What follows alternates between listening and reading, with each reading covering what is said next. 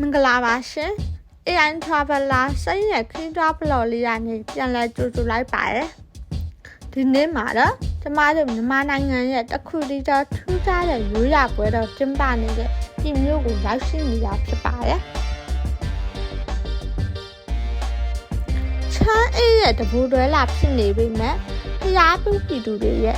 တရားကြောင့်နှွေးထွေးနေတဲ့တရားနှစ်ကြိမ်မြောက်ဉာဏ်ယုံမိပူဇော်ပွဲမြင်ကွင်းလေးကိုကျမနဲ့အတူလိုက်ပါခန်းစားကြည့်ကြရအောင်ရှင်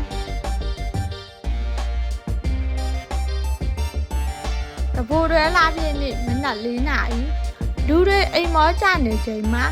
ပြည်မျိုးရဲ့လေးစုတက်ပြော်ရွှေဆန်တော်ဇေဒီတော်မြတ်ကြီးရဲ့တောင်းဘက်ဆောင်နှံဝါလေးလုံးဇေဒီတော်အနီးမှာတော့လူအုပ်ကြီးနဲ့အတူစီကားတိုင်းနိုင်နေပါပြီအနက်နဲ့အရရက်ကလာကြတဲ့ဖျားဘူးတွေက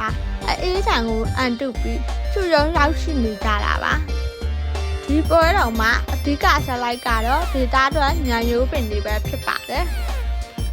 ညံရိုးတွေကိုဒေဒီတော်မြောက်ဖက်ပေါင်းနှမ်းမှာကျက်လက်တောင်သူတွေကိုယ်တိုင်လာရောက်ရောင်းချပေးနေတာပါ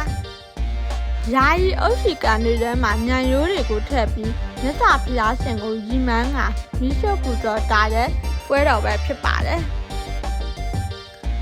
ချမ်းအေးလာရဲ့ဆောင်းရာသီမှာဘုရားရှင်ကိုအလင်းတက်နဲ့အငွေရလှူဒန်းခြင်းဖြစ်တယ်လို့ညံရိုးမိပူဇော်ရင်ညာအမြောင်မြင်ကြီးမားခြင်းထိုးထွင်းညာကောင်းမွန်ခြင်းနဲ့ဆုတောင်းဖြည့်ခြင်းစတဲ့အကျိုးကျေးဇူးရရှိတယ်လို့ယုံကြည်ကြရပဲဖြစ်ပါတယ်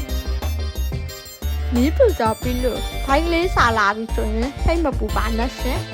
တဘူရဲလာပြင်းနေဖြစ်တာကြောင့်မို့ရွှေစံတော်စေရီတော်ရင်ပြင်မှာပူပူနွေးနွေးထမနဲတွေကိုဘဒုတိတာအခန့်ကျွေးမွေးနေပါတယ်ညာယုံမိပူဇော်ပွဲကိုပြုခက်တရေခက်တရားပြည့်စင်ဒုတပါမင်းကြီးလက်ထက်ကလေးကကျင်းပခဲ့ကြောင်းလည်းသိရပါတယ်ပြည်မြို့ဘိုးဘွားများဤညာယုံမိပူဇော်ပွဲရိုးရာရင်ကျေးမှုအစဉ်လာကိုဆက်လက်ထိန်းသိမ်းဆောင်ရှောက်ခဲ့ပြီးထူးခြားခြားလူရန်ပူဇော်ပွဲတရက်အဖြစ်လူရန်ပူဇော်လာခဲ့ဒီမှာဒီနေ့ထပ်တိုင်ကျင်းပမြဲဖြစ်ပါသည်တနှစ်တွင်တလ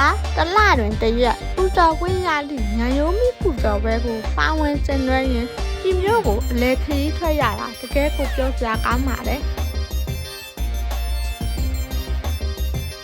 ပြည်မျိုးတော်ဝိုင်းအခြားနယ်ပတ်စရာနေရာတွေကိုနောက်ဖလော့မှာဖော်ပြပေးသွားပါမယ်ရှင်အကြံပြုစရာနေရာများရှိရင် comment မှာဖော်ပြပေးသွားပါမယ်ရှင်